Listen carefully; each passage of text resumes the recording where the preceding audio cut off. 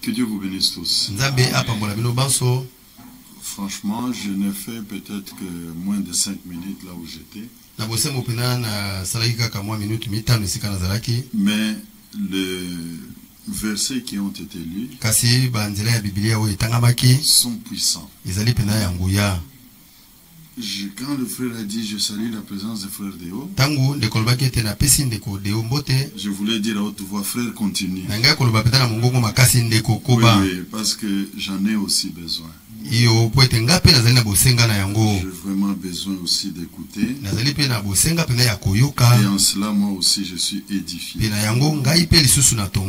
Mais nous nous soumettons à l'ordre. Je sais que vous avez déjà reçu. Et Dieu voulant, on peut peut-être toucher encore peu de choses, mais restant dans le même esprit.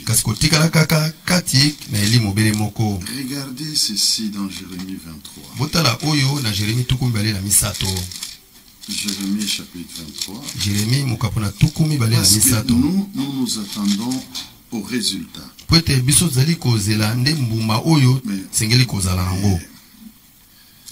verset 28.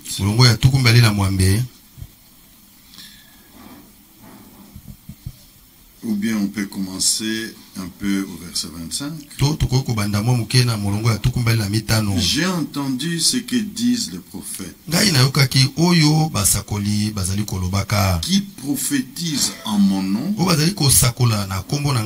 mais ils disent le mensonge. C'est grave ça. Ils disent j'ai un songe. Mais jusqu'à quand ce prophète veut-il prophétiser le mensonge? L'épouse de Jésus-Christ lui sera présentée dans un état de virginité et d'irréprochabilité. Il n'y aura rien de faux en elle. Parmi nous, aucun mensonge. Ce sont des paroles très puissantes. Et il faut qu'elles nous pénètrent avec cette puissance. À cause de ce qui est devant nous, ne tolérons pas tout ce qui ne vient pas de Dieu.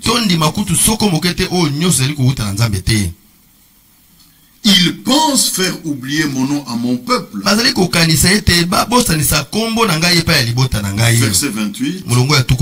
Que le prophète qui a eu un songe raconte ce songe. Et que celui qui a entendu ma parole rapporte fidèlement ma parole.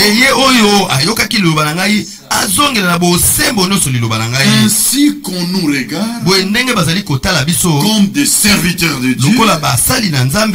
Ici, nous pouvons garder, mais nous lisons dans 1 Corinthiens chapitre 4. 1 Corinthiens chapitre 4.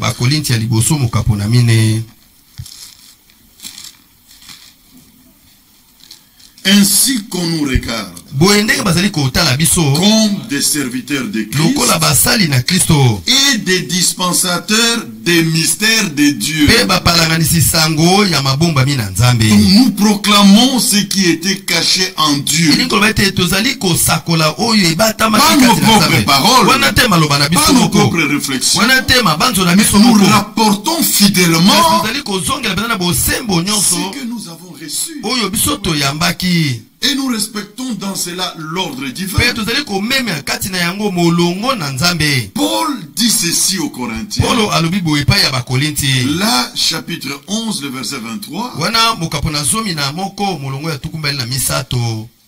Je vous ai enseigné ce que j'ai reçu du Seigneur. On a considéré cela hier, ou du moins mardi. Mais 1 Corinthiens chapitre 15. Je vous ai enseigné cet évangile, je vous l'ai prêché, tel que je l'ai reçu.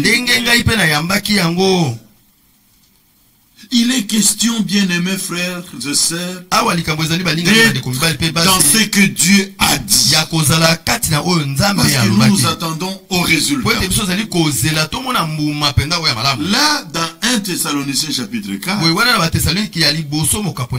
là, il dit, car voici ce que nous vous déclarons d'après ce que le Seigneur nous a dit. Donc, par son appel, il recevait directement du Seigneur. Il a vu, il a entendu. Ça, c'est pas tout le monde.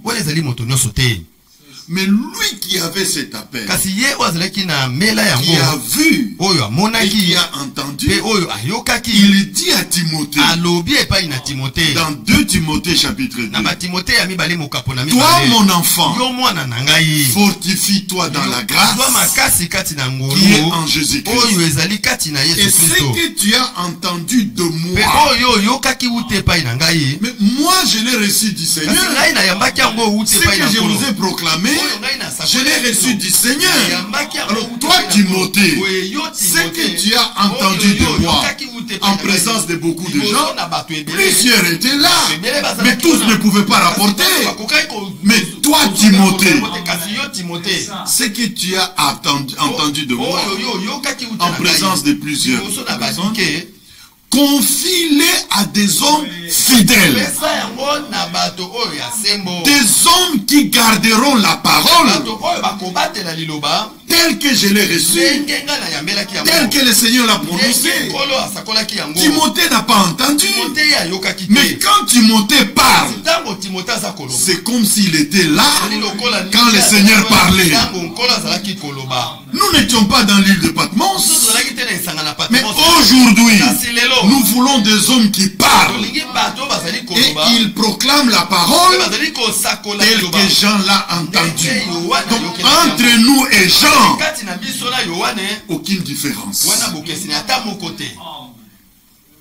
Et ainsi la parole de Dieu peut aller, elle peut être distribuée et on est sûr, même si c'est dans ce petit salon, même si c'est dans une grande salle dans une autre ville, le même esprit qui parle ici parle là-bas.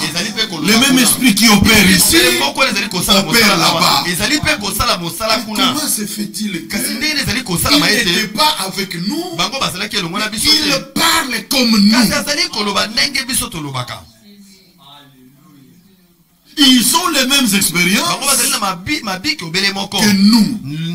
C'est le résultat lié à la proclamation de la parole. Et je vous le dis, bien aimé, nous qui écoutons la parole aujourd'hui, nous expérimentons, nous expérimenterons la puissante action de Dieu. Ça, c'est sur nous. Écoutez, si ce n'est pas nous, c'est qui encore? Qui reçoivent du Seigneur aujourd'hui les meilleurs? Deutéronome 33, à partir du verset 13. Le pays de Joseph. Joseph dans sa maison est allé le droit d'aînesse. Et la bénédiction devait aller chez lui. Qu'est-ce qu'il devait recevoir? Les meilleurs eaux des cieux, les meilleurs eaux de la terre, les meilleurs produits des champs. Donc quand nous nous rassemblons, Dieu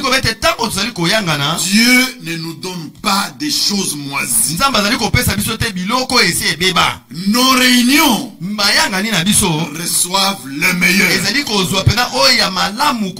Non, si le meilleur n'est pas ici, et partout où on parle comme ça, c'est où encore? Là, chez les tchatch, où encore? Je vous l'ai dit, nous verrons la gloire de Dieu. Amen. Restons dans la parole. Gardons-la telle qu'elle est sortie de la bouche de Dieu. La parole parlée et la sémence originale. Avant qu'elle ne soit écrite, avant que je ne la prêche maintenant, Dieu a parlé. Et c'est cette sémence originale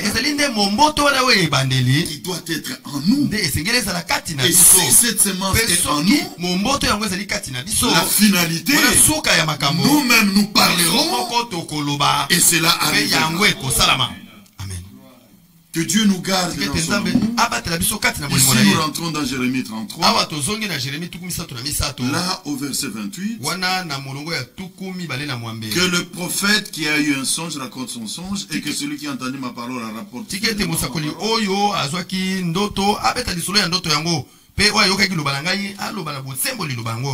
Verset 30.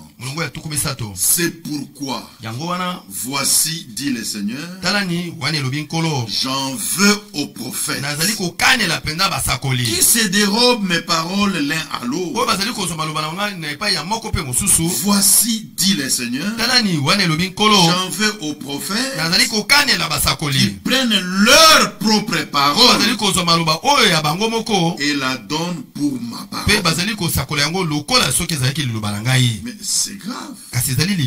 D'abord, j'en veux aux prophètes qui se dérobent. Donc, ce sont des gens qui ne sont pas dans l'œuvre de Dieu. Il y en a aujourd'hui.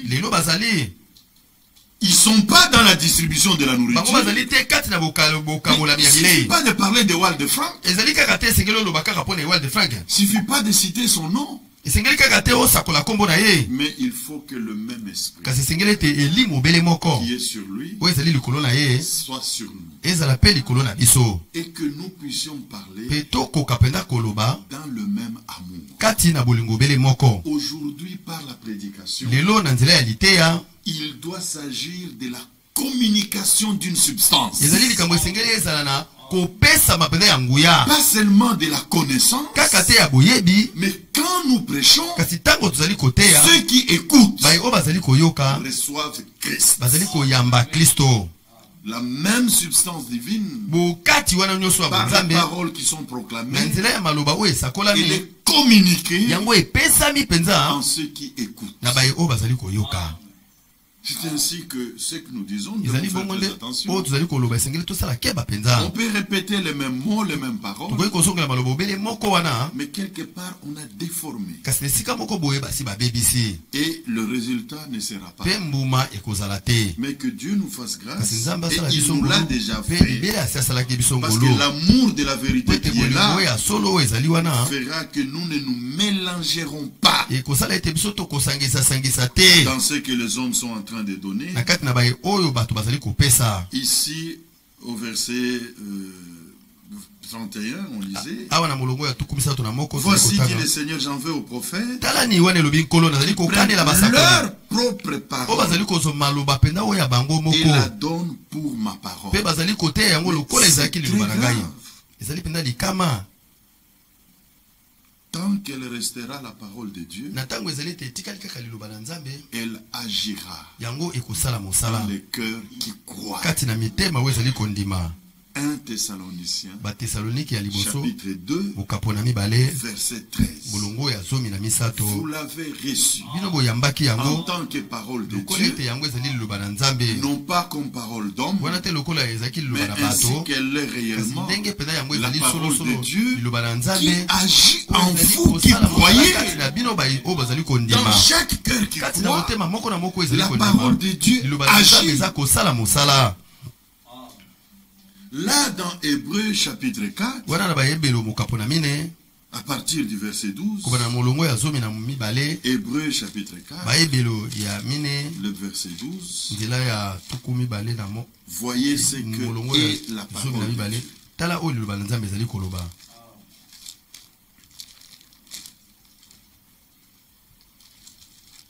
Car la parole de Dieu est vivante. La parole de Dieu est efficace. La parole de Dieu est plus tranchante qu'une épée à deux tranchants. La parole de Dieu, elle est pénétrante jusqu'à partager âme et esprit, jointure et moelle. Cette parole-là, c'est ce que vous écoutez maintenant. C'est à laquelle vous dites Amen. Et quand vous la recevez, elle entre en vous avec sa vie. Et quand vous la recevez, elle entre en vous avec son action. Quand vous la recevez, elle entre en vous, elle pénètre et elle agit dans le cœur qui croit. Ne pensez pas que le temps que nous passons ici est fin. Ce qui est en train de se passer dans la simplicité, sans tremblement de terre, Dieu agit dans vos cœurs. Vous tous qui croyez, Dieu agit. Alors n'écoutez pas le diable qui peut vous décourager, mais croyez que Dieu qui permet que vous écoutiez cette parole, il est responsable. Il est garant. Il a pris toute responsabilité pour accomplir tout ce qu'il est en train de nous dire. C'est ça, bien aimé. Et là, si nous allons dans 1 Pierre, là au chapitre 1er, ayant purifié vos âmes en obéissant à la vérité, en rejetant la vérité. En rejetant la vérité, non, il n'y a pas la purification. On doit quitter nos sens. Bon, je ne sens pas. Si c'est la parole, reçois-la. Dis Amen. L'exécuteur de la parole, c'est Dieu lui-même. Il va l'exécuter. Il est le Tout-Puissant.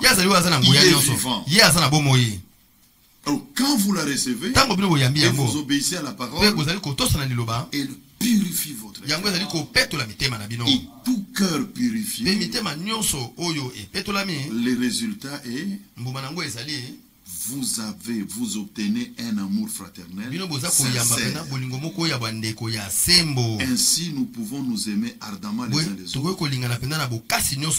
de tout notre cœur. Puisque nous avons été régénérés, non par une semence corruptible, mais par une semence incorruptible. Et cette semence incorruptible, c'est la parole vivante et permanente de Dieu. Et cette parole vivante et permanente, cette semence incorruptible, c'est celle qui nous est prêchée maintenant en tant que message du salut. Que notre Dieu soit loué. Alors, Paul écrit aux Corinthiens. Là, c'est le chapitre 2, au verset 17. Il dit, nous ne sommes pas comme plusieurs. Il y en a plusieurs. Il y en a plusieurs. Mais que Dieu nous garde. Lisons l'écriture. 2 Corinthiens, chapitre 2, le verset 17. Il y en a plusieurs. Là au verset 17.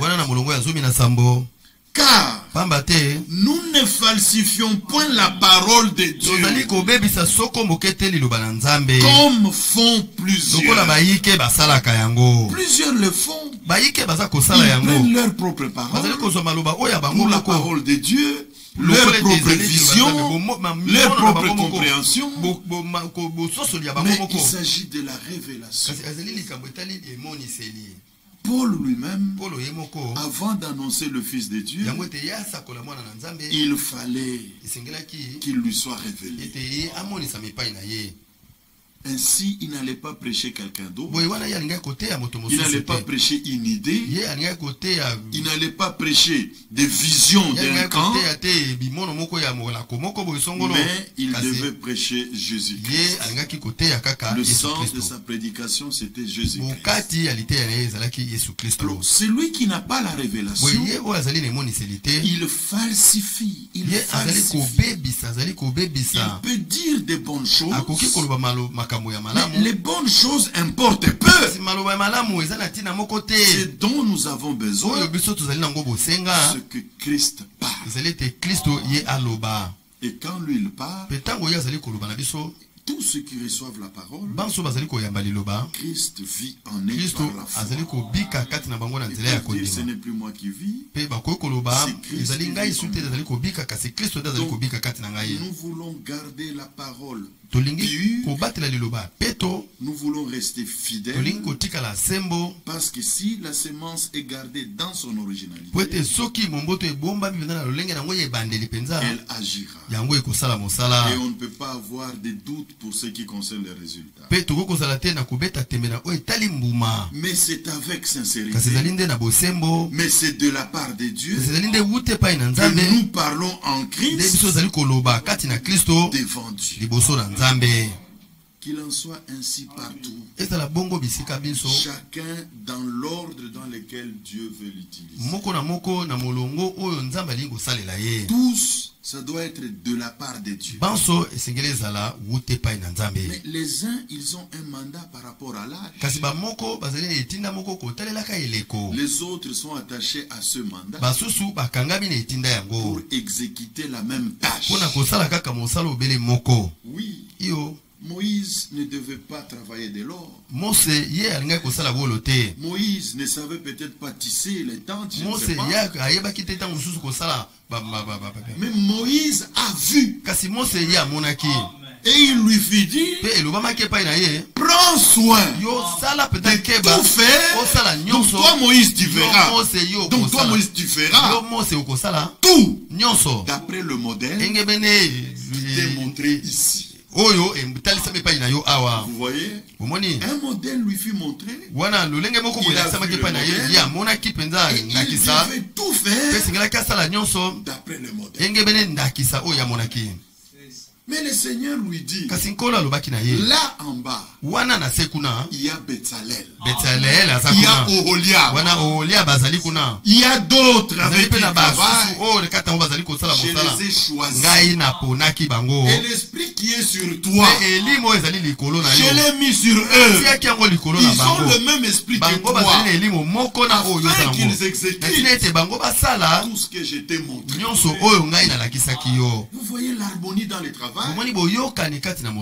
On ne se heurte pas. On ne se donne pas les points. C'est le même esprit qui était sur Branham, qui est sur Ewald de Frank et sur nous ici. C'est pour la même tâche. Vous pensez que Ewald de Frank, parce qu'il a le mandat, il viendra prêcher dans cette salle. Non. Mais la même parole qui est dans sa bouche et dans la bouche du frère. C'est lui qui a reçu le mandat. Il n'entrera pas dans l'assemblée de Ngiringiri. Mais le résultat lié à son mandat est aussi en Ngiringiri. Amen.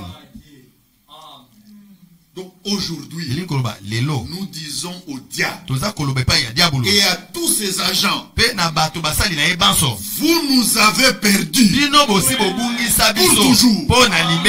Christ nous a trouvés. Christ nous lave. Christ nous prépare. Il visite les il inspecte les brebis. Ce qui ne va pas, ne vous lamentez pas. Il le fera. Des fois, il permet des situations où, sans son secours, on risque de ne pas tenir. Je parlais ce matin avec un frère et on échangeait sur la situation de Jean-Baptiste. J'ai dit, mais Jean-Baptiste, à un certain moment, il est dans la prison. Il dit, allez demander à cet homme qui fait des miracles. Es-tu celui qui devait venir? Ou devons-nous en attendre quelqu'un d'autre? Regardez, c'est ce Jean-là. Jean.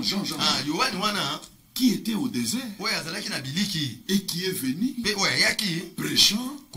Il dit, c'est lui qui m'a envoyé baptisé, m'a dit, c'est lui sur qui tu verras l'Esprit descend et demeurer.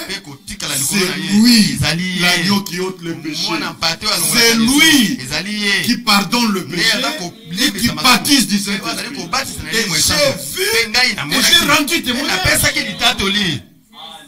J'ai vu, moi j'ai vu. J'ai rendu témoignage.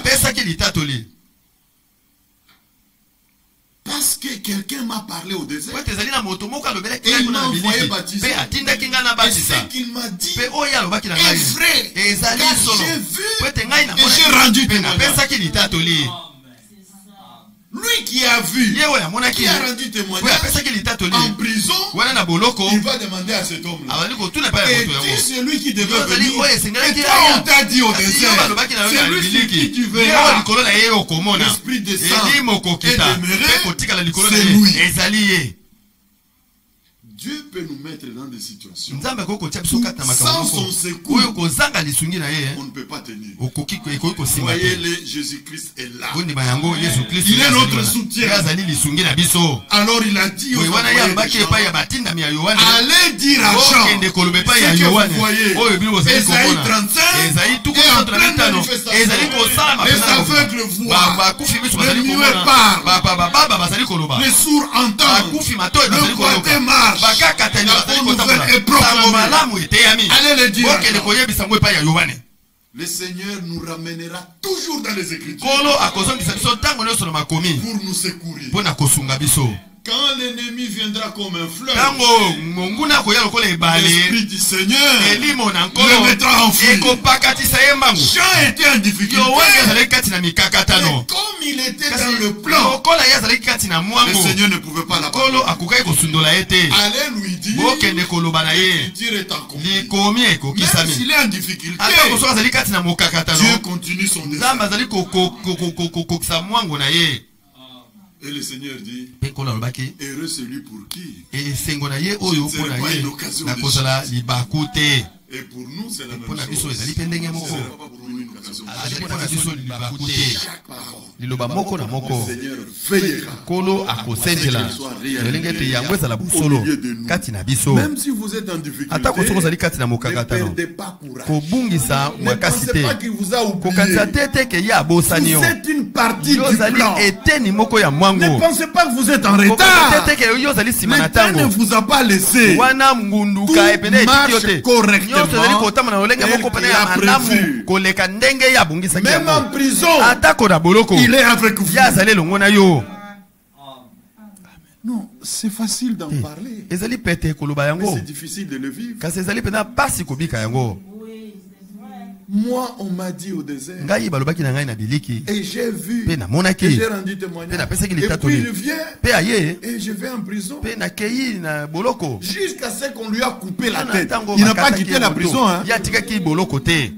Il pouvait se dire, bon, comme il vient de me prouver, Ésaïe 35 vient de s'accomplir, donc bientôt, on va me libérer. Jusqu'à lui couper la tête, à la requête d'une femme, sa tête sur un plateau, je le veux, un prophète de Dieu, et on lui coupa la tête. Quelle que soit la situation, ne doutez pas, il ne vous a pas oublié. Il n'a rien oublié. Sans nous, le plan est incomplet. Alors la parole, nous voulons la garder pure. Nous voulons qu'elle soit gardée vraiment dans sa pureté. Mais chacun dans l'ordre où le Seigneur l'utilise. Mais tous proclamant la même parole. Et la gloire du Seigneur descendra. Ça c'est certain. Personne ne nous arrêtera. Aucun homme. Si les gens ont des comptes à se régler entre eux, mais que tous l'entendent, personne ne nous arrêtera. Personne. Et ne craignez pas celui en qui il n'y a qu'un souffle. Personne ne nous arrêtera. Le Seigneur lui-même mettra fin. La gloire descendra. Et quand cela arriva à Jérusalem, les sacrificateurs ne pouvaient plus entrer.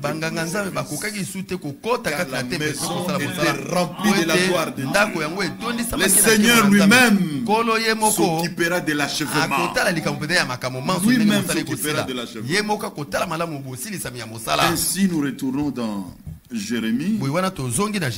Jérémie, là au 23. Là où on est en train de lire. Et nous lisons encore ceci.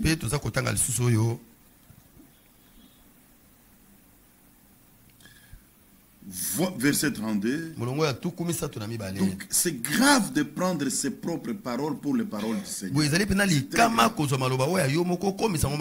Mais celui qui craint le Seigneur ne fera pas ce genre de choses.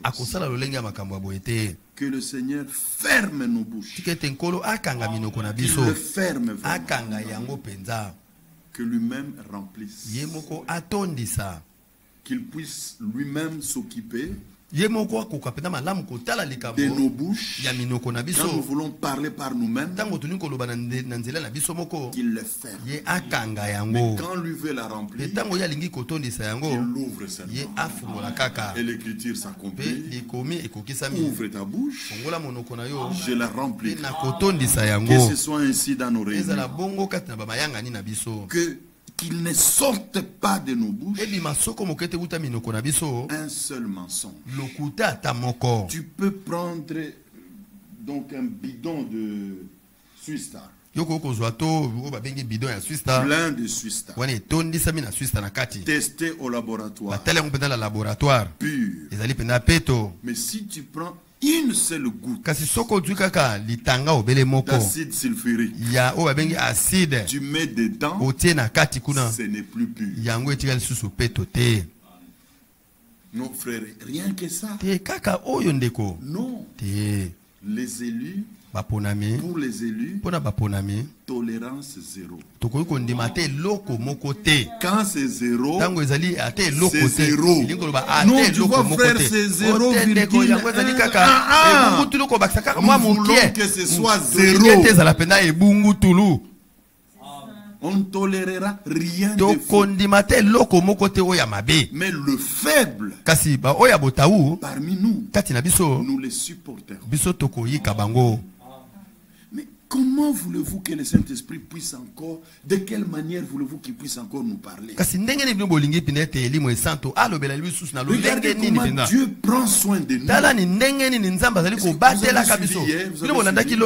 Le court service d'hier là, si vous ne l'avez pas suivi, je sais que le partage, je reçois aussi le partage sur le groupe.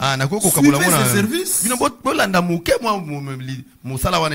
Suivez aussi nos petits services ici. Le Dieu du ciel qui a parlé en 82 ou 83, il est aussi avec nous ici. Et je vous l'ai dit, si vous rentrez dans la prédication de samedi, là vous voyez le frère était dans la prédication la foi parfaite. C'est merveilleux.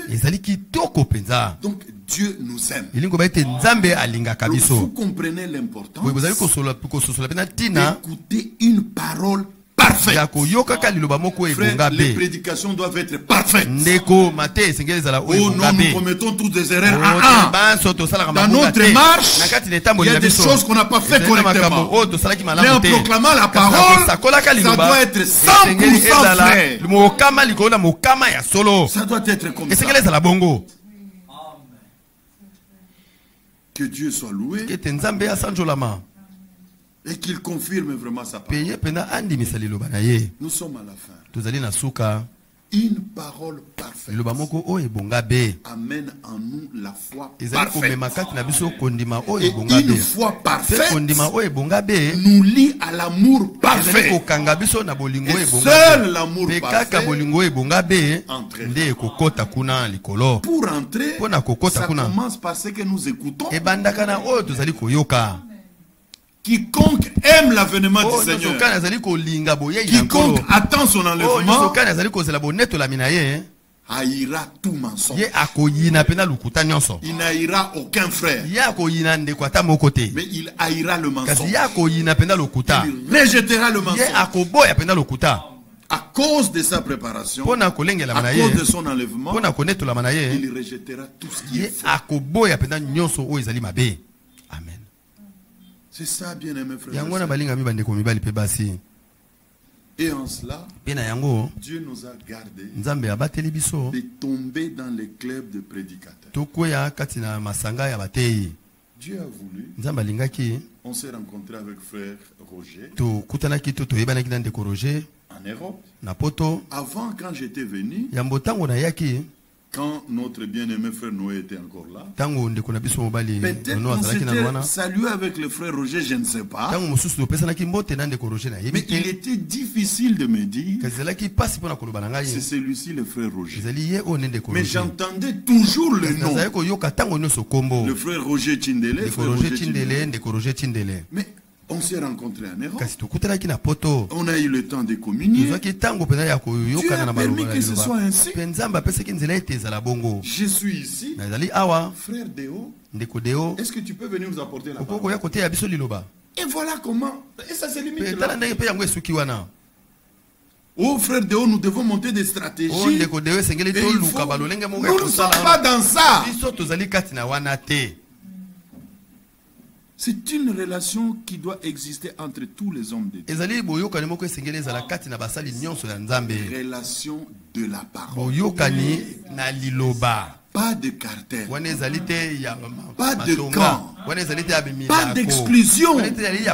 Nous devons parler de manière à rassembler et non pas à détruire. Ça, il faut vraiment que le clou y soit mis. Parce que c'est important. Quelqu'un avait osé seulement. Oh, je n'aimerais pas me mettre à sa place. Il a osé seulement. Donc démontrer que l'épouse et la femme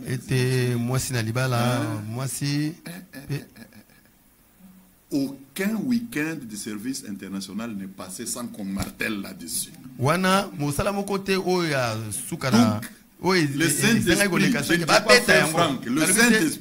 voulait s'assurer qu'aucun des élus ne demeure encore victime de cette tromperie. Ah, mais frère, pourquoi tu insistes toujours sur la chose? Pourquoi tu reviens toujours? C'est pas lui qui revenait, c'est l'Esprit qui revenait.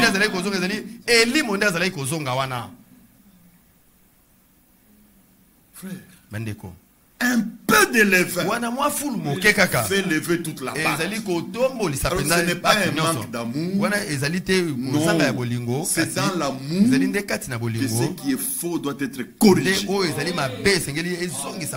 On doit avoir de l'amour dans nos prédications. Mais on ne doit pas prêcher au nom, ceux-là sont des méchants. Non. Non. On n'indexe personne dans la prédication. On prêche la parole afin que même la personne qui vient de chez Tempa, elle arrive là, que nos cœurs soient remplis d'amour. Dieu le bienvenu. Tu viens de chercher un pas. Non, non, non. Il ne faut pas venir nous souiller ici. Non, ce sont vos interprétations qui vous souillent. Lui doit vous souiller comment? Il vient de chez Ntempa. Vous ne savez pas ce qu'il a amené. Entre. Assis-toi. Si tu veux écouter, écoute. Et il entendra ce message du salut. Tout ce que tu es en train de faire là, cet esclavage dans lequel tu es, il y a 2000 ans. Et Dieu de tout éternité est venu dans un corps de chair. Dans l'homme Jésus, il est venu. Il a libéré les captifs. Tu n'as plus le droit de rester dans cette captivité. Il a porté toutes tes iniquités. Il s'est chargé de tes transgressions. Et il t'a pardonné. Si tu acceptes, tu es sauvé. Amen. Ah bon? C'est tout? C'est ça. C'est ça l'amour. Il ne te condamne pas. Mais si tu refuses, là tu es candidat. Et l'amour de Dieu peut inonder son cœur. Et il peut dire, tel que je suis, avec mes chaînes pas, avec mes je ne sais pas quoi que ce soit, je viens à toi Jésus. Prends-moi, transforme-moi. Ne me laisse plus retourner là. Ne prêchons plus contre les gens. S'il vous plaît. Parce que je sais qu'ici nous sommes peu. Mais c'est entendu à plusieurs endroits. Qu'on ne prêche plus contre les gens. On ne prêche pas contre les frères. Mais on prêche pour des frères. L'écriture n'est pas contre les frères. L'écriture est pour les frères. Car toute écriture est inspirée de Dieu. Regardez le but. L'écriture n'est pas contre nous. Ici, 2 Timothée.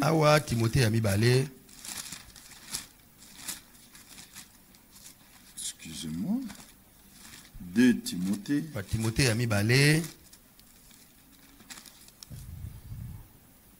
Là, au chapitre 3, verset 16. D'abord, le verset 15. Oh non. Commençons au verset 14, c'est merveilleux. Mais l'objectif, c'était le verset 16. Mais commençons au verset 14. Toi, demeure dans les choses que tu as apprises et tu les as reconnues certaines, sachant de qui tu les as apprises. Dieu a donné un mandat. Paul ici n'était pas arrogant pour dire que je suis un homme spécial. Il était porteur d'un mandat. Alors, les choses que tu as apprises, toi Timothée, tu sais que tu les as reçues de celui qui a entendu, qui a vu le Seigneur, à qui le Seigneur a parlé. Il dit, je te suis apparu. C'est ça. Alors, ces choses-là demeurent dedans.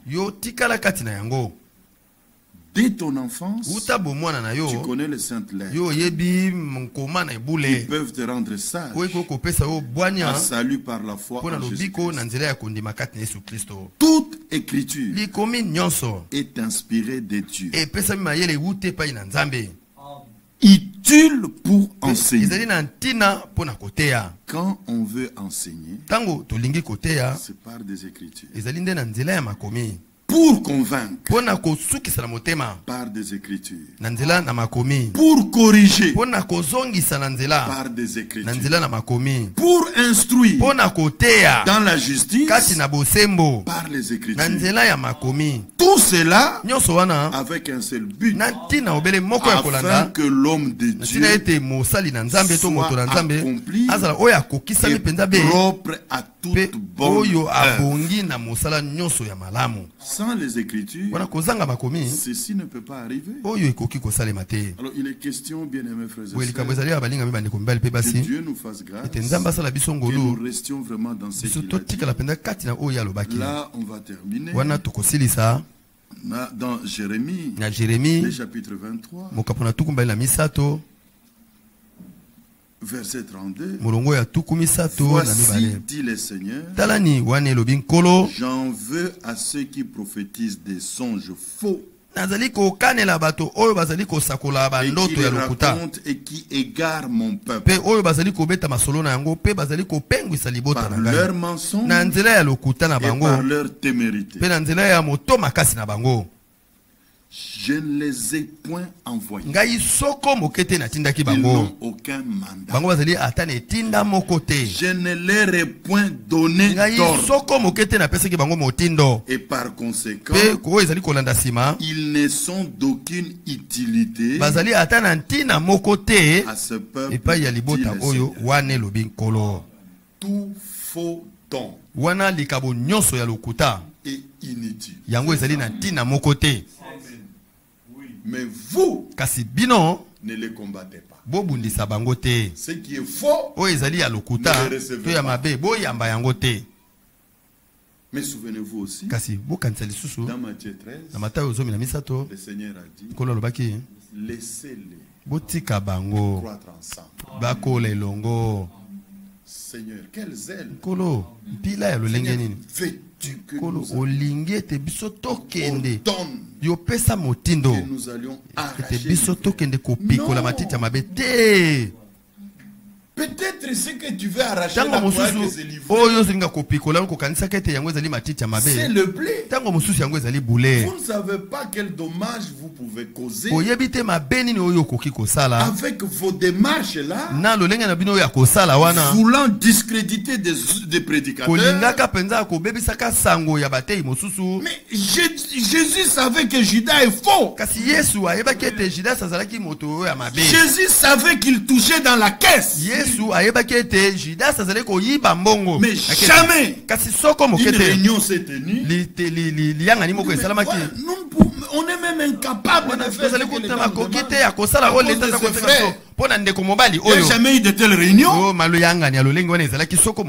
Pourquoi on doit faire des réunions pour des caisses, la caisse de l'église? Pourquoi ça doit poser des problèmes? Pourquoi? Mais le Seigneur savait. Mais malgré ce que Judas faisait,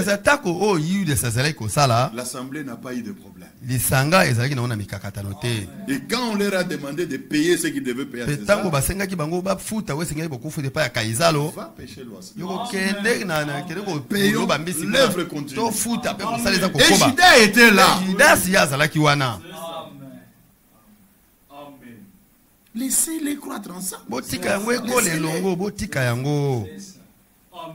Il a dit que non. Et surtout quand quelqu'un est responsable d'une assemblée locale, vous voulez le discréditer devant même le peuple auprès de qui le Seigneur l'a établi. Vous quitterez là où vous êtes pour aller vous occuper de ce peuple-là. Mais ayons la crainte de Dieu. Moi, je ne sais pas. Qu'est-ce qui a saisi les hommes pour s'élever au-dessus des Écritures? Ce n'est pas les débits qui comptent. C'est la fin. On peut avoir dit de bonnes choses. On peut avoir fait de bonnes choses. Mais qu'est-ce qui se passe maintenant? Si nous devons nous rentrer dedans, tirer les uns sur les autres. Non! Non!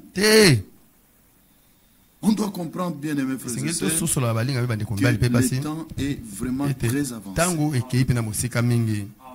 Le Seigneur connaît ce qui lui appartient. Et aucun ne lui échappera. Si vous voyez que ça ne va pas, parlez-lui. C'est son œuvre. Donc que nous ayons de telles attitudes et que nous puissions compter sur sa grâce. Et que nous restions dans cette parole, dans son irréprochabilité.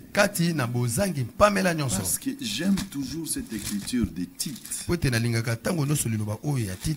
Tite chapitre 2. Cette parole est vraiment merveilleuse. Toujours à lire. Là, verset 7, te montrant toi-même à tous égards un modèle de bonne œuvre. Et quand tu prêches, tu dois donner un enseignement pur, digne, une parole saine, une parole irréprochable, afin que l'adversaire soit confus, n'ayant aucun mal à dire. Lorsque la parole est pure, elle est saine, elle est irréprochable, alors Éphésiens chapitre 5, ici, Éphésiens chapitre 5,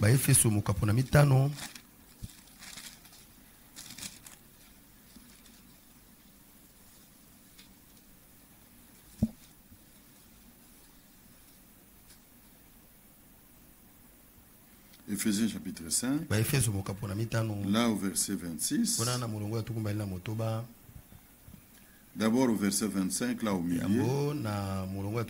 Christ a aimé l'Église et s'est livré lui-même pour elle, afin de la sanctifier par la parole, après l'avoir purifié par les eaux des baptêmes, donc dans le bain de la parole, afin de faire paraître devant lui cette église glorieuse, puisqu'elle a été exposée à une parole pure, irréprochable, elle aussi sera sans tache, elle sera ni sans ride, sans rien de semblable, mais sainte et irréprochable.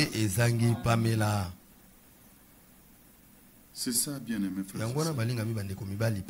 Voyez cet amour de Dieu. Et je vous l'ai dit, c'est par élection que nous écoutons ces choses. Ce n'est pas par hasard, c'est par élection. Sachez que vous êtes élus. Et en tant qu'élus, la nourriture des élus vous est servie. Il dresse devant nous une table en face des adversaires. Et nous mangeons par la grâce de Dieu. Et nous disons à tout le monde, c'est un festin qu'il a préparé. Des mets succulents. Venez à la table du Seigneur. Venons, partageons dans l'amour, en se supportant mutuellement et en lui laissant l'action finale. Que Dieu vous bénisse. Au nom de Jésus-Christ. Amen. Nous te disons merci, notre Dieu, pour ce moment de grâce que tu nous as encore accordé. Nous avons nos regards tournés vers toi. Toi qui as porté la peine de nos péchés, qui mourut pour nous et qui ressuscita pour notre justification. Et maintenant, tu es assis à la droite du Père. Tu intercèdes pour chacun d'entre nous. Merci, ô notre Dieu, parce que tu contrôles tout. Rien ne t'échappe. Si tu nous as destiné cette parole, c'est parce que tu nous as mis dans ton économie. Nous sommes à toi. Tu es à nous. Merci pour ce moment de préparation. Nous croyons que bientôt nous te verrons. C'est pourquoi tu purifies nos âmes par la parole de la vérité. Ainsi s'accomplira l'écriture. Heureux ceux qui ont le cœur pur, car ils verront Dieu. Déjà dans notre vie ici, avec cette parole de vérité, nous te voyons. Mais ce jour-là, nous serons semblables à toi, car nous te verrons tel que tu es. Merci pour ces paroles de consolation. Tu connais les problèmes, mais tu ne nous as pas abandonnés. Comme Jean pouvait être en difficulté, mais tu ne l'as pas abandonné, mais tu lui as ouvert encore tes desseins. Que ceux qui souffrent, que ceux qui sont dans des difficultés soient près d'eux. Apporte la consolation. Fortifie-les, guéris les malades, et que tous ensemble, unis dans le même amour, nous puissions attendre ces glorieux avènements. Je t'en supplie, Seigneur Jésus-Christ, ne permets pas, c'est ma prière encore, ne permets pas que dans aucun de cœur de ceux qui écoutent cette parole n'habite un brin de haine, un brin de rejet, mais que tous nous soyons remplis de ton amour. Que nous sachions pardonner, que nous sachions nous recevoir, et que nous sachions marcher ensemble. Bénis toute la congrégation et tous ceux qui ont reçu cette parole. Sois avec nous sur le chemin de retour. Au nom de Jésus-Christ. Amen.